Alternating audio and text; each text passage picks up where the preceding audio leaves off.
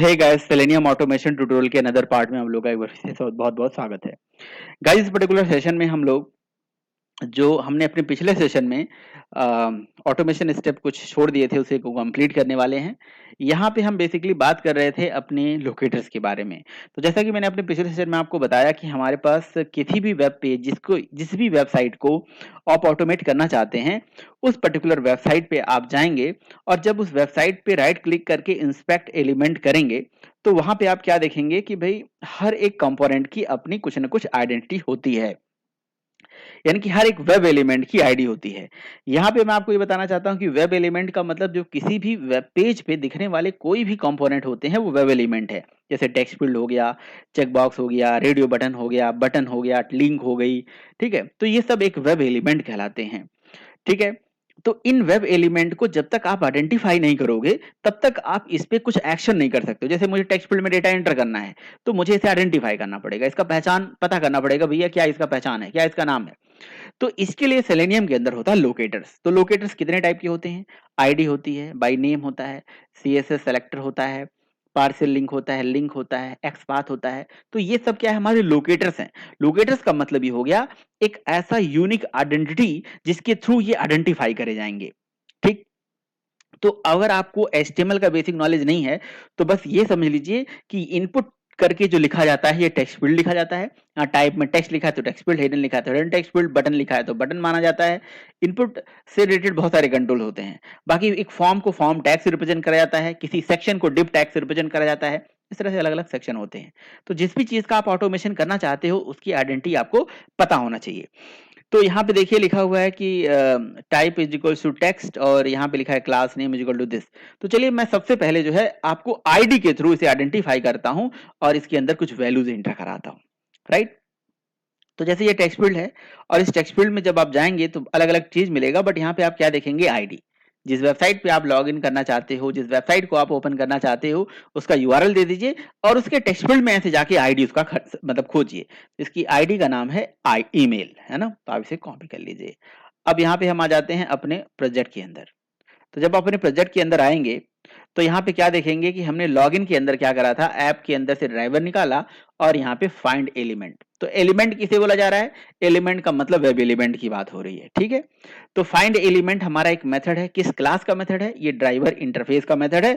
और इस driver interface के इस मेथड को किसने इंप्लीमेंट कर रखा है? जितने भी अलग अलग वेंडर्स हैं, क्रोम ड्राइवर और बाकी सब जो ड्राइवर हैं, कीको ड्राइवर, सब लोगों ने अपने हिसाब से इंप्लीमेंट करा हुआ है।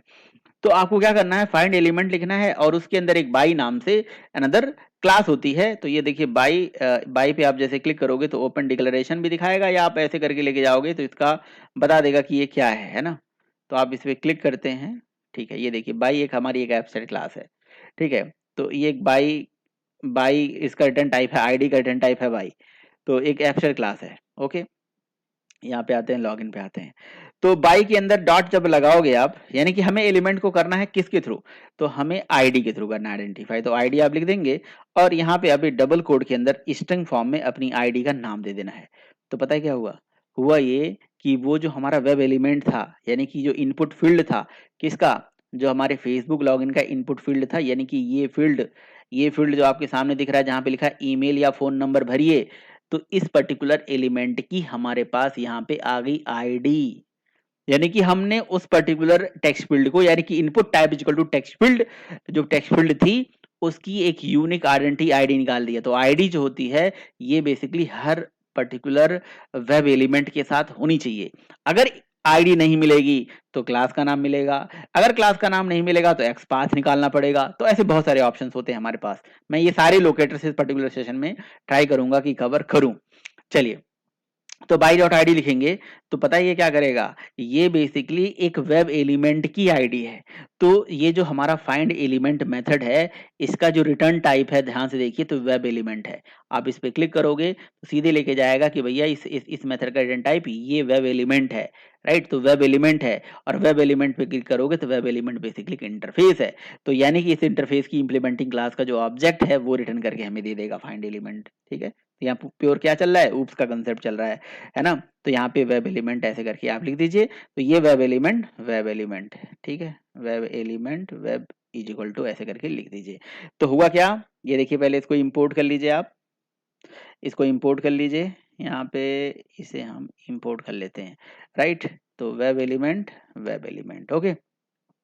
तो ये स्टैंडर्ड ऐसे होता है कि उसी नाम से रेफरेंस वेरिएबल बनाना चाहिए।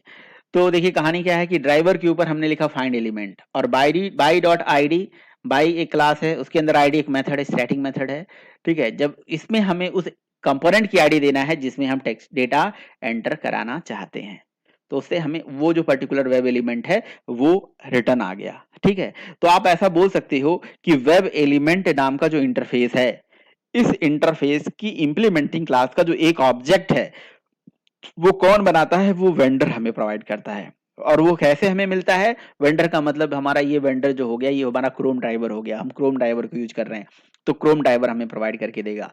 तो उसके पास ऑलरेडी हमारे पास क्या है, इसकी इंप्लीमेंटिंग क्लास।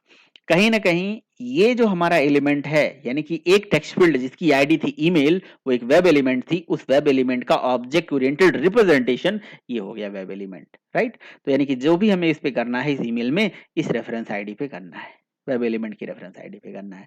तो हमने क्या करा जी, डॉट करा। तो उस वेब एलिमेंट पे अब हम क्या कर सकते हैं भाई, उस पे आप क्लियर कुछ कर सकते हो, उस पे क्लिक करा सकते हो, उसमें उसके अंदर से फिर से कोई एलिमेंट है तो उसकी आईडी निकाल सकते हो, कोई उसमें एट्रीब्यूट गेट कर सकते हो, उसकी सीएसएस वैल्यू निकाल सकते हो, उसकी लोकेशन निकाल सकते हो, उस पे ये सब देखिए स्क्रीनशॉट वगैरह, साइज, ये सब बहुत सारे ऑप्शन आप कर सकते हो। यहीं पे आपको एक ऑप्शन मिलेगा सेंड कीज करके। तो ये सेंड कीज है ना, ये वो तरीका है जहां से हम अपने उस टेक्स्ट फील्ड में, यानी कि उस वेब एलिमेंट में, वो web element basically text field ही था, तो उस टेक्स्ट डेटा सेंड करेंगे। यहाँ पे हमने लिखा सेंड कीज, और आपको जो भी आपका उस टेक्स्ट फील्ड में, यानी कि ईमेल आईडी है, लेट से मैं यहाँ पे देता हूँ a@gmail.com, ये आप वहां से भेज सकते हो, दैट्स इट।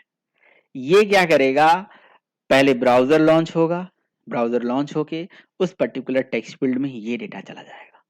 इसी तरह से आपको क्या करना पड़ेगा, दूसरे वाले फील्ड का भी रेफरेंस लेके आना पड़ेगा, यानी कि जो पासवर्ड है, उस पर्टिकुलर पासवर्ड की भी डेटा आपको, फील्ड का डेटा जो है, यानी कि लोकेटर जो है उसको भी निकालना पड़ेगा। ये पासवर्ड फील्ड है, तो इसके पास अब जब जाएंगे, यहाँ से इसे स्पाई करेंगे, तो ये देखिए ये पासवर्ड का डेटा हमारे पास आ गया है ना। इसकी आईडी क्या है, देखिए पास है, इसकी आईडी क्या है, पास। तो हमें बस क्या करना है, इसी लाइन को यहाँ से दोबारा कॉपी कर देना है और पेस्ट कर देना है ना। और यहाँ पे बस मेंशन कर देना है इसकी आईडी का नाम, पास। ध्यान से देखिए, इसकी आईडी का नाम यहाँ पे पास है, ठीक है। तो इसका मतलब ये हो गया कि आपको एक ये जो इंस्पेक्ट करने वाला तरीका है ये पता होना चाहिए, आपको लोकेटर्स पता होना चाहिए। अगर आपको लोकेटर्स नहीं पता है तो किसी वेब एलिमेंट पे कुछ भी एक्शन नहीं कर सकते हो, ठीक है। तो इसके वेब एलिमेंट का नाम दे दिया वेब एलिमेंट 1।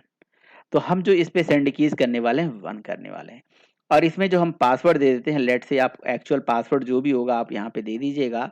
अब उसके बाद ये दोनों डेटा तो वहां पे चला जाएगा, लेकिन जब आप सबमिट, जब तक सबमिट बटन पे हिट नहीं करोगे तब तक सबमिट होगा नहीं। तो एप्लीकेशन को रन करके आपको दिखा देते हैं कि भैया सबमिट हो रहा है कि नहीं हो रहा है, ये वहीं पे जाके रुक जाएगा। तो यहाँ टेस्ट एनजी से रन कर लीजिए, राइट क्लिक, और यहाँ से रन कर दीजिए टेस्ट एनजी शूट। तो देखिए एप्लीकेशन यहाँ से लॉन्च हो रही है, ये लॉन्च होगी। तो ये लॉन्च होने के बाद देखिए यहाँ पे क्या होगा, ओफ, यहाँ पे एप्लीकेशन जब तक लॉन्च हुई, तो एप्लीकेशन लॉन्च होते ही आ गई प्रॉब्लम। वो प्रॉब्लम क्या थी, वो प्रॉब्लम हम थोड़ा यहाँ पे देखते हैं, किसी ने डेटा एंटर नहीं करा। तो 3 में से 2 टेस्ट केसेस पास हो गए, 1 टेस्ट केस फेल्योर हो गया। कोई बात नहीं, टेस्ट केस फेल्योर नहीं होगा तो फिर आप किस तरह से ऑटोमेशन टेस्ट इंजीनियर बनेंगे। तो टेस्ट इंजीनियर बनने के लिए भैया टेस्ट केस का फेल होना बहुत जरूरी है। तो इसका जो रिजल्ट है यहाँ पे आप देख सकते हो, टेस्ट रिजल्ट। तो ये देखिए बता रहा है कि यहाँ पे कहीं समस्या आई है, कि ऑटोमेशन यहाँ पे नल पॉइंटर एक्सेप्शन आई है, नल पॉइंटर एक्सेप्शन आई है, क्योंकि जो प्रायोरिटी है ना, मे बी ये सेम केसेस सेम क्लासेस में वर्क करेगी। So what I am going to do, just copy this particular code, okay. अच्छा, एक चीज़ मुझे और देखना पड़ेगा, testng.xml में एंट्री किस क्लास की पहले है। जिसकी एंट्री पहले होगी वही क्लास पहले चलेगा। ओके, ओके, तो ये देखिए ये गलती हो गई है यहाँ पे, है ना? तो ये जो एंट्री है ऐप की पहले होनी चाहिए, लॉगिन की बाद में होनी चाहिए, तो इस वजह से ये दिक्कत आ रही है, ठीक है? तो ये एक अनदर चीज़ आपको अच्छा चीज़ मिल गया कि जिस पर्टिकुलर टेस्ट क्लास की एंट्री पहले होगी वो पहले चलेगी। तो लॉगिन वाला पहले चल जा रहा था, वो लॉगिन के लिए ड्राइवर की तलाश में था, ये देखिए ये ड्राइवर खोज रहा था बेचारा। अब इसको ड्राइवर जब तक मिलेगा नहीं तो फाइंड एलिमेंट नहीं चलेगा, तो फिर तब तक वो काम कर नहीं पाएगा, है कि नहीं? इसका एक इंटरनल आर्किटेक्चर भी है जो मैं आपको डिटेल में समझा दूंगा, ये कैसे-कैसे काम कर रहा है, कैसे कम्युनिकेट कर रहा है। आप सोचो ना, कहीं न कहीं ब्राउज़र एक अनदर चीज़ हो गई, सेलेनियम की एपीआई एक अनदर चीज़ हो गई, उधर आपकी एप्लीकेशन वहाँ पे है। तो कहीं न कहीं जो हमारा ये ड्राइवर है, वही सारा काम कर रहा है ना? कम्युनिकेशन करवा रहा है हमारी एप्लीकेशन के और सेलेनियम की लाइब्रेरी और हमारे सेलेनियम की लाइब्रेरी और उसके पर्टिकुलर एप्लीकेशन के बीच में, ब्राउज़र के बीच में, आप ऐसा बोल सकते हो। तो राइट क्लिक करते हैं, रन एप्लीकेशन अगेन करते हैं, ठीक है? तो एप्लीकेशन अगेन रन कर देते हैं यहाँ से। सो ये देखिए एप्लीकेशन रन हो गया और इसने ईमेल आईडी और पासवर्ड दोनों फिल कर दिया। लेकिन लेकिन आप इसने ईमेल आईडी और पासवर्ड तो फिल कर दिया, लेकिन ये लॉगिन बटन पे हिट नहीं करा। क्यों नहीं हिट करा? क्योंकि मैंने कराया ही नहीं, क्योंकि हमने इसके लिए कोड ही नहीं लिखा ना। तो एक चीज तो हमें चलिए समझ में आता है कि भाई सेंड कीज वो तरीका होता है जिससे हम अपनी किसी टेक्स्ट फील्ड में वैल्यूज भेजते हैं। ठीक है, सेंड की एक मेथड है जो वेब एलिमेंट का है। वेब एलिमेंट देखिए हमारे पास जो यहाँ पे मेथड है ना, फाइंड एलिमेंट, तो इसके पास एक और मेथड होता है फाइंड एलिमेंट्स। दो मेथड है। तो फाइंड वेब एलिमेंट और find by web elements method में क्या अंतर है, ये आपसे इंटरव्यू में पूछा जा सकता है। तो देखिए फाइंड एलिमेंट का मतलब हो गया, फाइंड एलिमेंट मतलब किसी एक वेब एलिमेंट की बात हो रही है, ये आपको एक वेब एलिमेंट रिटर्न करके देगा। लेकिन फाइंड एलिमेंट्स जो मेथड है, ये आपको बहुत सारे वेब एलिमेंट्स का डेटा रिटर्न करेगा।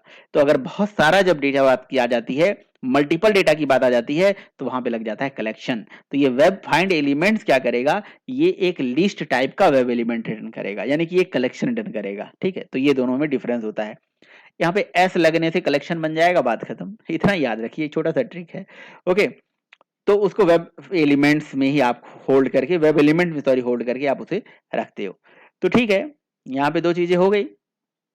ओके, अब इस दोनों लाइन को मैं एक सिंगल लाइन में भी आपको लिख के दिखाता हूँ कि हम इसको इस तरह से भी लिख सकते हैं। क्या मैं करने जा रहा हूँ, इस स्टेप को कॉपी करके यहाँ पे कंट्रोल के साथ इसे मैंने कमेंट कर दिया। ठीक है, इसको हम एक सिंगल स्टेप में भी लिख सकते हैं। कैसे?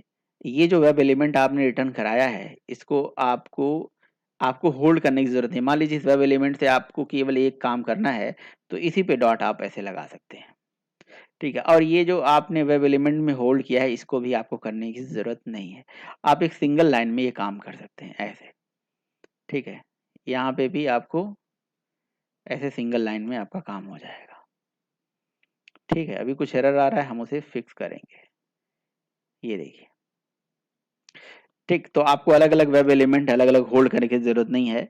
तो देखिए हुआ क्या कि ड्राइवर हमने निकाला, ऐप तो ये बेसिकली उस क्लास का के अंदर ड्राइवर था इसलिए मैंने निकाला। तो हम दूसरी ड्राइवर का ऑब्जेक्ट थोड़ी ना बनाएँगे, वही ड्राइवर उसे यूज़ करेंगे। तो फाइंड एलिमेंट जैसे हमने मेथड चलाया, यहाँ देखिए बाय डॉट आईडी लिखा, तो ये जो बाय डॉट आईडी है, ये मेथड ऑलरेडी वेब एलिमेंट हमें रिटर्न करके देती है। तो हमने क्या करा, यहाँ डॉट लगा के सेंड कीज़ लिख दिया। ठीक है, तो ये भी हमें वेब एलिमेंट देती है, तो यहाँ पे भी हम डॉट लगा के सेंड कीज़ लिख देंगे, बात खत्म। तो हम अगर उस वेब एलिमेंट पे फर्दर उसको होल्ड करके नहीं रखना चाहते हैं, जस्ट लाइक एनोनिमस सेक्शन, कि भाई हमारा ड्राइवर को ऑब्जेक्ट दिया जिसे हमने फाइंड एलिमेंट चला दिया। फाइंड एलिमेंट के अंदर बाई है, बाई के अंदर आईडी है, जिससे हमारे बाई का यानी कि आईडी एक मेथड है जिससे बाई रिटर्न हो जाता है, बाई की इंप्लीमेंटिंग क्लास का ऑब्जेक्ट आ जाता है। उसी तरह से जब इसने हमें एक वेब एलिमेंट दिया, उसे हमने सेंड कीज चला दिया, है ना? तो बस अगर हमें अगले कंपोनेंट पे कुछ काम करना होगा, यानी कि क्लिक बटन पे काम करना होगा, तो हम डॉट करके यहाँ पे क्या करेंगे, फाइंड एलिमेंट करेंगे और यहाँ पे लगा देंगे भाई बाई डॉट आईडी, और यहाँ पे आईडी का नाम देंगे, क्या होगा हमारी आईडी जो भी होगी उस पे हम डॉट लगाएंगे, वो आईडी का नाम तो यहाँ पे स्पेसिफाई कर देंगे अभी, है ना, निकालना पड़ेगा, और डॉट करके यहाँ पे हम सेंड नहीं करने वाले हैं। अब बटन पे क्लिक करने के लिए यहाँ पे हम क्लिक चला देंगे। ये क्लिक एक मेथड है, ये वेब एलिमेंट का ही मेथड है, क्लिक चला देंगे। और उसके लिए पहले हम यहाँ पे एक काम करते हैं, हम अपने टेक्स्ट फील्ड, हमारे जो बटन है उस बटन पे यहाँ पे स्पाई कराते हैं, और ये देखिए हमारे इस बटन की आईडी यहाँ पे कहीं मिलेगी। बटन की अगर आईडी नहीं है तो आपको निकालना पड़ेगा। ये देखिए यहाँ पे आईडी कुछ दिख रहा है, थोड़ा सा इसे इधर कर लेते हैं। Input type is equal to button, देखिए आईडी है ये। तो ये आईडी जो है हम यहाँ से कॉपी करेंगे और अपने प्रोजेक्ट के अंदर, अपने प्रोग्राम के अंदर यहाँ पे सॉरी दे देंगे, राइट। सो एक बार जरा हम चेक कर लेते हैं। ओके, लास्ट में वाई भी है ना, तो बड़ी आईडी है, हाँ ठीक है। ओके, तो एप्लीकेशन को यहाँ से दोबारा रन कर देते हैं as the TestNG application. So मैं कई बार ये टेस्ट एनजी रन कर दे रहा हूँ, कई बार मैवन रन कर दे रहा हूँ, तो जस्ट बिकॉज ऑफ, क्योंकि आपको ये बताने के लिए कि एप्लीकेशन किसी भी तरह से चलाई जा सकती है। पॉम से चला लीजिए, टेस्ट एनजी से चला दीजिए, या आप डायरेक्टली क्लास को रन कर दीजिए। ठीक है, देखिए एप्लीकेशन चला, इसने ब्राउजर को लॉन्च किया, ब्राउजर में आते ईमेल आईडी लिखा, पासवर्ड लिखा, और लॉगिन बटन पे जैसे इसने हिट किया, अभी हिट ही नहीं किया। समस्या तो इस बात की आ गई, हिट नहीं कर पाया लॉगिन बटन पे, यहाँ पे क्लिक नहीं कर पाया। ओके, तो वी हैव टू चेक कि भाई क्या प्रॉब्लम हो सकती है। यहाँ पे टेस्ट देखिए फेल्योर हो गया, और लिखा आ गया कि ऐसा कोई वेब एलिमेंट है ही नहीं, no such element, no such element, unable to locate. तो मैंने शायद कुछ गलती कर दी है। एक बार देखते हैं कि हमारे पास, ओके, ये जो पर्टिकुलर बटन है, इनपुट टाइप, ये देखिए बटन, बटन के साथ एक बार वेब पेज को मैं जरा रिफ्रेश कर देता हूँ, और इस पर्टिकुलर सॉरी फेसबुक ओपन करते हैं दोबारा।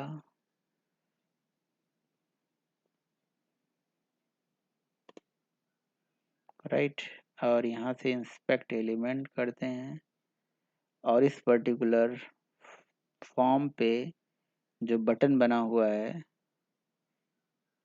इस पे हम यहाँ एरो पे क्लिक करके यहाँ ले जाते हैं, और इस पर्टिकुलर कंपोनेंट की आईडी को गेट करते हैं।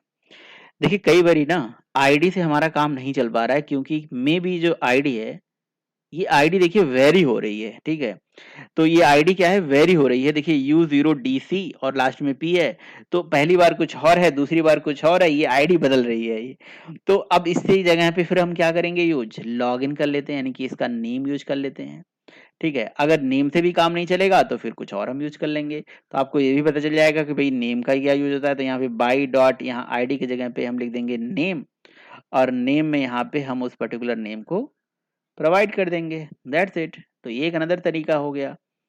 ठीक है, अभी मैं यहाँ से इसको टेस्ट एनजी के थ्रू रन कर देता हूँ। ठीक है, तो मैंने नेम दे दिया है इस बार। तो आप आईडी से भी दे सकते हैं, नेम से भी दे सकते हैं। ओके, इस बार ये लग रहा है कि लॉगिन बटन पे क्लिक कर दिया है, क्योंकि देखिए अभी ये प्रोसेसिंग चल रही है, इधर प्रोसेसिंग चल रही है, और इसने लॉगिन बटन पे हिट कर दिया है। और ये देखिए हिट किया है तभी कलर चेंज हुआ है ना। जैसे मैंने इस पे क्लिक किया तो ये देखिए कह रहा है ये अकाउंट आपका है। तो इस तरह से कोई मैसेज आ रहा है कि यहाँ मतलब मेरा तो है नहीं, ये बेसिकली ये आईडी ही गलत थी। तो आप देख सकते हैं, ठीक है, हमारा सारा चीज अगर सही है तो देखिए यहाँ पे सब कुछ सही है। फेल्योर 0 है, और टेस्ट केस हमारे 3 पास हुए, और जिसमें 3 रन हुए, जिसमें से तीनों क्या हो गए, पास हो गए।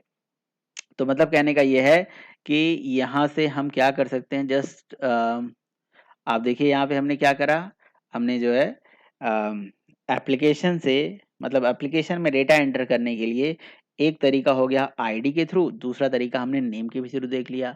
तो नेम हम इसके लिए भी यूज कर सकते थे, ठीक है, हम नेम जो है इसके लिए भी यूज कर सकते थे। ये देखिए यहाँ पे नेम जो है हमारी इस टेक्स्ट फील्ड के लिए भी है। अगर आप थोड़ा सा इसे स्क्रॉल करेंगे, थोड़ा सा स्क्रॉल करेंगे, यहाँ पे क्लिक करके स्क्रॉल अप करेंगे तो इस कंपोनेंट की भी नेम है, यहाँ इसका भी नेम है। तो इसका नेम क्या है, देखिए इसका आईडी और इसका नेम सेम है। तो आप यहाँ पे डेटा भेजने के लिए, ये हो गया हमारा आईडी से तो एक में काम चला नहीं था, तो ये हमारी आईडी वाली तरीके हो गए, है ना। और अगर हम सब में नेम यूज करना चाहते हैं तो सबके साथ यहाँ पे क्या लगा देंगे, बाई डॉट आईडी की जगह पे by dot name, by dot name. और जहां तक मुझे लग रहा है कि इसका भी नेम कॉमन ही होगा, अगर कॉमन होगा तो एप्लीकेशन चल ही जाएगी, कंफर्म कर लेंगे। बट अभी मैं इसको रन कर देगा, ज़्यादा से ज़्यादा यहाँ पे क्या होगा, फेल हो जाएगा टेस्ट केस हमारा और वो बताएगा कि लोकेटर नहीं है, या इस नाम से इस पर्टिकुलर मतलब जो आपने आईडी दिया है उससे कोई हमारा वेब एलिमेंट एग्जिस्ट ही नहीं करता। ठीक है। अच्छा, कई बारी क्या है ना कि आपकी इंटरनेट स्लो होती है, तो वहाँ पे क्या है कि इंटरनेट स्लो होने की वजह से देखिए ईमेल भी चला गया, पासवर्ड भी चला गया, और ये लॉगिन बटन पे हमने हिट भी कर दिया, ये परफेक्टली चल रहा है। ठीक है, तो अगर लॉगिन बटन पे हिट हो गया होगा तो अभी कलर चेंज हो जाएगा, और यहाँ पे जो प्रोग्रेसिंग चल रहा है, देखिए आप यहाँ से अगर ध्यान से देखेंगे तो प्रोग्रेसिंग चल रहा है। ठीक है, तो यानी इसका भी नेम क्या था, देखिए यहाँ पे वही वार्निंग आ गई कि भाई आपका अकाउंट है जारी रखने के लिए, देखिए फिल्ड और एक भी नहीं है। तो आप यहाँ पे देख भी सकते हैं कि इसकी भी आईडी, सॉरी, यहाँ से आप ये देख सकते हैं दूसरा वाला जो टेक्स्ट फील्ड है पासवर्ड वाला, उसका भी जो नेम है वो ही है, सेम आईडी की तरह है। तो दो चीज हो गया हमारे पास, एक आईडी हो गया, एक नेम हो गया। अब तीसरा चीज हो सकता है, देखिए यहाँ पे क्लास का नाम दिख रहा है आपको, क्लास। तो ये जो क्लास है, ये इसके लिए बेसिकली हम क्या यूज करेंगे, CSS सेलेक्टर, राइट। सो जो CSS सेलेक्टर है उस केस में जो है ये बाई क्लास यूज होगा, या हम इसका एक्स पाथ भी निकाल सकते हैं। देखिए एक्स पाथ निकालने के क्या करेंगे, पहले मैं आपको एक्स पाथ बता देता हूँ। देखिए जिस वेब एलिमेंट पे आपको, ऐसे तो बहुत सारे प्लगइन आते हैं, बहुत सारे तरीके आते हैं जिससे हम एक्स पाथ निकाल सकते हैं। तो आप इस पर्टिकुलर प्लगइन के आगे, इस पर्टिकुलर मतलब मेथड के आगे ऐसे आप लगाइए, राइट क्लिक करिए, मतलब उस पर्टिकुलर वेब एलिमेंट के आगे, और यहाँ पे देखिए एक ऑप्शन आता है, देखिए कॉपी आ रहा है, और कॉपी के अंदर देखिए यहाँ पे लिखा है CSS, नहीं नहीं नहीं, यहाँ पे आ रहा है एक्स पाथ, देखिए कॉपी एक्स पाथ, बस इस पे आप क्लिक कर देंगे तो कॉपी एक्स पाथ से उस पर्टिकुलर एलिमेंट का एक्स पाथ मिल जाएगा। तो ये जो तरीका हो गया, ये हो गया हमारा बाई नेम। तो ये वाला तरीका मैं यहाँ पे लिख देता हूँ कि ये बाई आईडी हो गई, और ये जो है, पहले मैं ये एक्स पाथ यहाँ पे पेस्ट कर देता हूँ जो मैंने कॉपी किया था, और ये जो तरीका हो गया इसे कॉपी करिए और यहाँ पे इसे फिल करिए, और ये जो तरीका हो गया, ये यहाँ पे ये बाई एक्सपाथ हो गया। मैं इस बार यहाँ पे सबमिट नहीं करवाने वाला हूँ, जस्ट बिकॉज ऑफ, क्योंकि वो बार बार चीज़ें सबमिट हो रही हैं, तो ऐसा ना हो कि कोई दिक्कत हो हमारे मशीन पे, बार बार एक फॉल्स ईमेल आईडी पासवर्ड वहाँ से जाए। तो इस वजह से मैं यहाँ से ये जो बाई डॉट नेम लिखा हुआ है, यहाँ पे आप क्या कर लीजिए, इसके जगह पे लिख दीजिए एक्स पाथ, राइट। और यहाँ पे स्ट्रिंग फॉर्म में जो एक्सप्रेशन आया था वो पेस्ट कर दीजिए। ओके, तो आप ऐसे करेंगे तो देखिए अपने आप ये स्लैश स्लैश लगा जा रहा है। तो आप एक काम करिए, पहले आप इसे पेस्ट कर दीजिए, देन डबल कोड लगा दीजिए, कोई बात नहीं। अब देखिए डबल कोड के अंदर तो डबल कोड चलता नहीं है, तो इसीलिए इसको आप यहाँ पे सिंगल कोड लिख दीजिए। ओके, इसे सिंगल कोड में डाल दीजिए, कोई दिक्कत नहीं है। और यहाँ पे बस डेमो पर्पज के लिए मैं एक काम करने वाला हूँ, आपको बस एक सिंगल ये एलिमेंट को उसके पास भेजने वाला हूँ, राइट। तो एप्लीकेशन को रन कर देते हैं, और यहाँ से रन एज कर देते हैं टेस्ट एनजी शूट। ओके, सो ये अब जाएगा वहाँ पे, ये पर्टिकुलर ईमेल आईडी देखिए फिल कर दिया है ना, तो इस ये भी परफेक्टली चल रहा है। तो इसका मतलब ये हो गया कि हमारा एक्स पाथ भी आपने यहाँ पे देख लिया, किसी भी एलिमेंट का एक्स पाथ ऐसे आप निकाल के उस पर काम कर सकते हो, राइट। तो यहाँ पे लिख देते हैं, ये हमारी बाई आईडी हो गई, ये हो गया हमारा by name. Okay, by name हो गया, और ये हो गया हमारा by x path. X path से भी काम कर सकते हैं। ये सारे टेक्निक बेसिकली इसलिए दिए गए क्योंकि अगर आपका एक फेल होता है तो दूसरे तरीके से आप उसे यूज कर सकते हो। ठीक है, अब यहाँ पे आप क्या चला दीजिए, बाई, और बाई करके आप यहाँ पे लिख दीजिए, आप डॉट लगाओगे तो आपको याद नहीं करना है कि जी क्या लिखना है, आपको CSS सेलेक्टर लिखना है या क्लास का नाम लिखना है। तो यहाँ पे आप क्लास नेम दे सकते हैं। चलिए मैं क्लास के नेम से इसे एंटर कराता हूँ। तो इसकी क्लास का नाम हो गया ये, और यहाँ पे मैंने ये क्लास नेम ऐसे दे दिया। ओके, तो अनदर तरीका हो गया कि हम क्लास का नाम यहाँ प्रोवाइड करा सकते हैं। तो एप्लीकेशन को यहाँ से अगेन रन कर देते हैं। ठीक है, तो ये जाएगा हमारा उस पर्टिकुलर टेक्स्ट फील्ड में डेटा एंटर कर देगा। तो इसका मतलब ये भी हमारा क्लास नेम वाली भी चीजें सही चल रही हैं। नहीं, देखिए यहाँ पे एक्सेप्शन आ गया, फेल्योर हो गया टेस्ट केस। तो क्लास नेम इसका मतलब ये हो गया वो क्लास नेम ऑलरेडी कहीं पे एग्जिस्ट कर रहा है। ठीक है, तो लेट मी चेक कि भाई ये क्लास नेम, तो देखिए क्लास नेम कई बार यूनिक नहीं हो पाता है। मे बी यही सेम क्लास कहीं और यूज हुई होगी, तो उस तरह से ये दिक्कत कर देता है। इसको हम वैलिडेट भी कर सकते हैं। हाँ बिल्कुल, आप देख सकते हैं ये क्लास नेम यहाँ पे जो यूज हुआ है ना, ये सेम क्लास नेम ऊपर भी यूज हुआ है, थोड़ा सा चेंज है, बट मे बी वो दिक्कत कर दे रहा है। अच्छा, मैंने ये सारी चीजें सही लिखी हैं कि नहीं लिखी हैं? हाँ बिल्कुल, सब कुछ सही लिखा हुआ है, लेकिन फिर भी प्रॉब्लम है। तो ठीक है, क्लास नेम से यहाँ पे काम नहीं चल पा रहा है, बट इस तरह से आप देख सकते हैं। तीसरा अनदर तरीका है कि भाई आप क्या कर सकते हैं।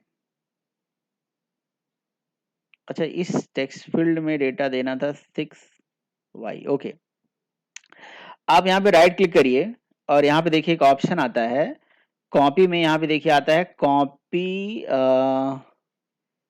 Copy style, right. Copy style जो करेंगे ये आपको बेसिकली रिटर्न करने वाला है। एक होता है कॉपी स्टाइल, कॉपी स्टाइल जो है ये रिटर्न करने वाला है बेसिकली आपका CSS, sorry not copy style, यहाँ पे mainly copy element, copy selector, yes. So ये CSS सेलेक्टर का हमें ऑब्जेक्ट देगा, राइट। सेलेक्टर जो होता है ये भी यूनिक होता है मेनली। तो अगर आपका ये क्लास नेम नहीं चल रहा है, बट ये क्लास का नाम अनदर तरीका है, आप यूज कर सकते हो। तो सेलेक्टर को कैसे यूज करोगे, तो इसके लिए आपको क्या करना पड़ेगा, यहाँ पे बाई डॉट करके आपको लिखना पड़ेगा, बाई डॉट, और यहाँ पे देखिए CSS सेलेक्टर, और वहां से ये सेलेक्टर उठाना है और इस नल वैल्यू के अंदर यहाँ पे पास कर देना है, दैट्स इट।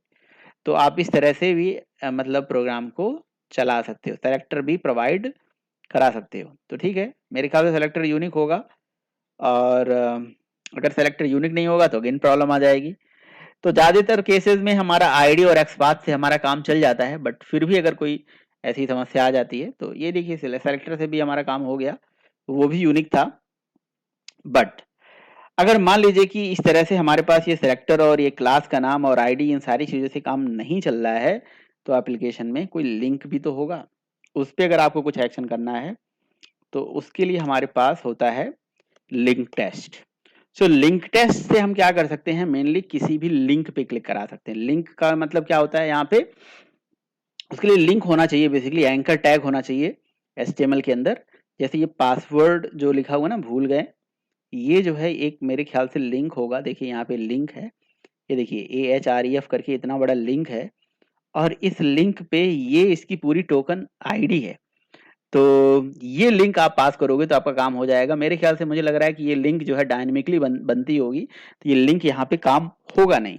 बट कोई भी जो लिंक होती है उस पर ऐसे आप राइट क्लिक करके या वहां से उसकी पूरी लिंक आप कॉपी करके बस आप क्या कर लीजिए, यहाँ पे दे देंगे तो आपका काम हो जाएगा। वेबसाइट का बस आपको लिंक प्रोवाइड करना होगा, जो जिस वेबसाइट पे आप काम कर रहे हो, है ना। पेस्ट योर लिंक, ठीक है। किसी भी वेबसाइट का कोई तो लिंक होगा, जैसे AHREF करके लिखा होता है, क्लिक हियर या कुछ ऐसे करके, तो वो आप देख सकते हैं। ओके, बट अगर आप लिंक पूरा ना देके उसके पार्शियल चीजें देना चाहते हो, तो उसके लिए पार्शियल लिंक टेस्ट भी होता है। देखिए यहाँ पे जो है ना, एक पार्शियल लिंक टेस्ट भी होता है। तो पार्शियल लिंक टेस्ट और लिंक टेस्ट में क्या है अंतर, जैसे मैं आपको यहाँ पे एक अपने नोटपैड पे ले जाता हूँ, यहाँ पे बता देता हूँ। जैसे मैंने मान लो एक एंकर टैग बनाया, लिखा AHREF, और यहाँ पे एंकर टैग क्लोज कर दिया। ओके, यहाँ पे लिख दिया भाई click here for new user. तो ये मेरा एक लिंक है, इस पे मुझे क्लिक कराना है। ओके, तो ये जो लिखा ना click here for new user, ये लिंक में आपको पास करना पड़ेगा। In case of your link ये पास करना पड़ेगा। बट जो पार्शियल लिंक होता है उसका मतलब आपके लिंक का कोई भी छोटा सा टुकड़ा, जैसे एक क्लिक किया ना, बस इतना ही आप यहाँ से कॉपी करिए और यहाँ पे पास कर दीजिए तो आपका काम हो जाएगा यहाँ पे। ओके, तो इस तरह से आपने देखा कि भाई आप लिंक या पार्शियल लिंक, बाकी सीएसएस सेलेक्टर या क्लास का नाम या एक्स पाथ या आईडी, ये अलग अलग तरीके होते हैं किसी भी वेब एलिमेंट में, किसी भी वेबसाइट के अंदर वेब एलिमेंट को लोकेट करने के लिए। अब लोकेटर्स अगर हमें पता चल गया तो हम इनको वैलिडेट करेंगे और फिर आगे हम आगे का काम प्रोसीड करेंगे। गाइस अगर वीडियो अच्छा लगा हो तो लाइक करिएगा, चैनल को सब्सक्राइब करिएगा। Thank you so much.